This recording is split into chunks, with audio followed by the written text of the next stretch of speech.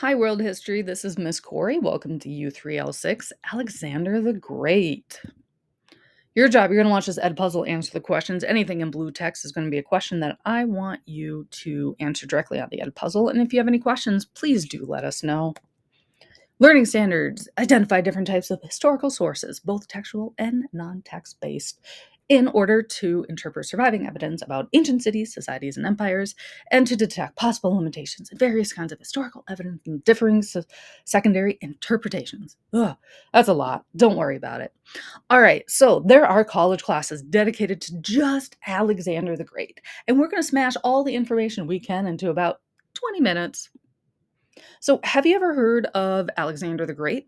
And if so, what do you know about him? And if you haven't, that's okay. Just tell me you haven't heard of him.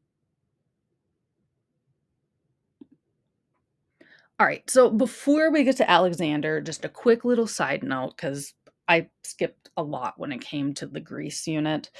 So we skipped over this big war that happened between the Greeks and the Persians. The really, really long story short of that is that the Greeks lost and the Persians took over ancient Greece. So I'll show you that on the map here. So we've seen this map a few times now. So again, the Persian Empire is this big chunk right here. The Greece, like Athens and Sparta, were over here. The Persian Empire fought with the Greeks. The Greeks had this glorious battle, whatever, but they ended up losing. The Persian Empire ended up taking over Greece. All right, so in about 387 BCE, the Persian Empire was getting too big to rule. I mean, look at that size. I mean, that's huge. That's a lot of land and a lot of people to rule. So Egypt's people started rebelling against Persian rule. The Persians then sent their military to Egypt to stop the rebelling. So the Persian military focused its attention on Egypt. Where's the Persian military not at? Take your best guess. That's right. Pretty much everywhere else on this map. So if all the military is down here, that means they're not really around here, including places like Greece. So again, Persian army, not so much here. They're focused down here. So the rise of Macedonia. So the kingdom of Macedonia, that is in northern Greece. So here's the peninsula of Greece. Macedonia is just to the north here. They gained military strength while Persia was in Egypt fighting off the rebellions. And Greek city-states had previously not seen the Macedonians as Greeks, which is really interesting because they share the same peninsula. So all these snooty Greeks down here did not think these people up here were true Greek people. So King Philip of Macedon, who is that guy right there, who ruled from 359 to 336 BCE, he sought to change that. He wanted to fit in with the Greek cool kids. He loved Greek culture. He wanted to be part of it. So he built a military superpower. And he created this tactical military move called the Macedonian phalanx. So, in a Macedonian phalanx, that is where soldiers would have less armor, but they would have a really long spear, like you can see right here in this picture. So, how would less armor and longer spears help his soldiers? So it is easier to move with less armor, which means that the soldiers can travel quicker. Also, longer spears mean there's less close range combat, so you're farther away from the enemy. He would also mix cavalry, which is soldiers on horses, and infantry, which are soldiers on foot, together. And he also invented catapults because, you got to smash down those walls sometime. So here is a image, like an artist rendition of what a Macedonian phalanx looks like. So you can see there's a bunch of soldiers, they're side to side. They have a shield in one hand, and then they have these super long spears in their other hand. And when you point those spears forward, of course, the enemy troops are going to get kebabbed pretty much. All right, so King Philip, he drove out the Persians from Greece, and he united the Greek states under something called the Confederacy of Corinth. He was assassinated in 336 BCE, but his son Alexander then comes into power. All right, so I hope it's cool with you that I call Alexander the Great Alex from now on, just because Alexander the Great is a lot to write, And Alex is just a little easier to say. And also, my slide space is very precious to me. So, before we talk about Alex the Great, we got to learn about some philosophers first. So, the Greeks are probably like one of their famous things are their crazy philosophers. So, let's go way, way, way, way back to 399 BCE in Athens. There's this philosopher dude. His name was Socrates. He lived from 470 to 399 BCE. A philosopher is someone who studies and seeks to learn the truths and functions of the world. Socrates, his main audience was to hang around with young boys and teach them philosophy. He also was kind of a controversial figure in the city of Athens because he went on trial because he was thought to be corrupting the youth, and he also did not believe in the Greek gods, which was a big no-no. So Socrates always argued that he was being framed by some political rivals. So some of his students that he was teaching were actually sons of politicians who wanted to overthrow the Athenian government. He ended up dying because he drank hemlock. This is hemlock up here, by the way. It's a plant. It's poisonous. One of the devoted students that he did have that he was teaching was named Plato, who's that guy right there. He would actually be the one who wrote down all of Socrates' teachings.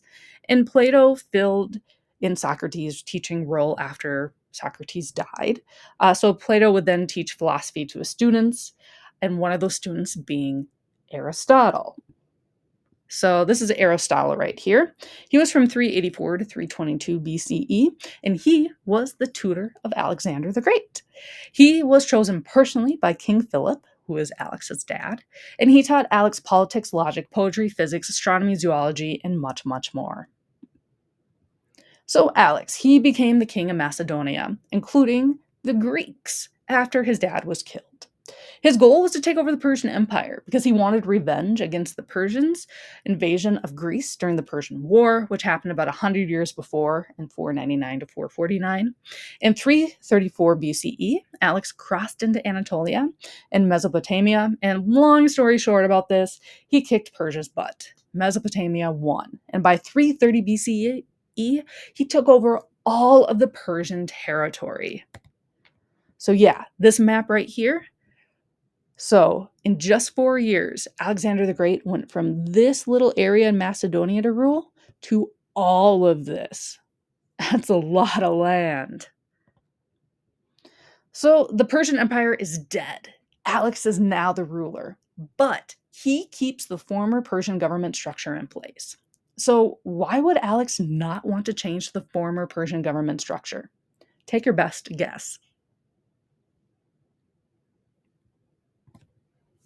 So, a change in government in a vast area of land like that would lead to a lot of confusion, and it may spark rebellions. He also would do political marriages, so he would marry several women from Iran for political ties to the Middle East as well. So, he left the Persian government structure in place, but he went on to spread Greek culture. You have to remember, his tutor was an Athenian, and his dad was obsessed with Greek culture. So he created Greek-like cities outside of Greece to spread Greek influence and culture. And Alex's spreading of Greek culture is called Hellenization, and we'll come back to that in just a second. So Alex, he didn't stop at conquering just the Persian Empire. His military campaigns went into Asia, going as far in as India. He would stop at the Indus River, not because he wanted to, it's because he had to. He got injured, so he had to turn back. On his way back, he stopped in Babylon. So Babylon is right here, so right by the Persian Gulf between the Tigris and the Euphrates River. And he ended up dying there in 323. And it's unknown if he died of natural causes or he was assassinated, but he was only 32 years old. And he didn't have any heirs, so there was no clear successor to the throne. So again, this is what Alex inherited from his father, and this is what he conquered in about 12 years. That's insane. All right, the Hellenistic Age. That was from 323 to 31 BCE. It started with the death of Alex and lasted until the Roman Emperor Augustus Caesar, which we'll talk about when we get to the Rome unit. And it occurred in Northern Africa, Western Asia, and Southern Europe. That's where art, literature, libraries, university, language, government structures were all influenced by Greek culture. Major cities were named and modeled Alex, and Athens became a giant museum and tourist destination, just like it is today. So even 2,000 years ago, Athens was seen as ancient and some sort of like museum tourist destination. That's kind of crazy to think about. All right, Alexandria, Egypt. So, can you take a guess who this city is named after? Yeah, that's right. It's named after Alex the Great. So, Alex actually modeled the city before his death. It is located on the western branch of the Nile and the Mediterranean Sea. And it's a major city in all of Mediterranean Africa, Europe, and Asia. And it had a population of about 500,000 people, which is huge considering the ancient times. So it had a museum of Greek art and Alex's history. It has universities studying astronomy, physics, math, music, philosophy, and more. It had this giant lighthouse that could be seen off the Mediterranean Sea 30 miles away. Here's an artist's rendition about the lighthouse. You'll actually learn a little bit more about the lighthouse in U3-L7, Engineering and Empire.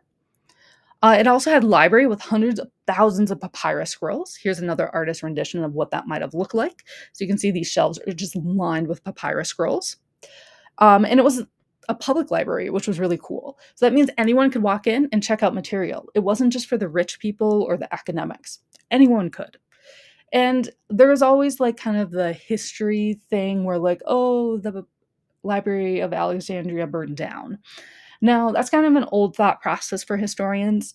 Modern day historians actually believe it was not burned down like previously thought.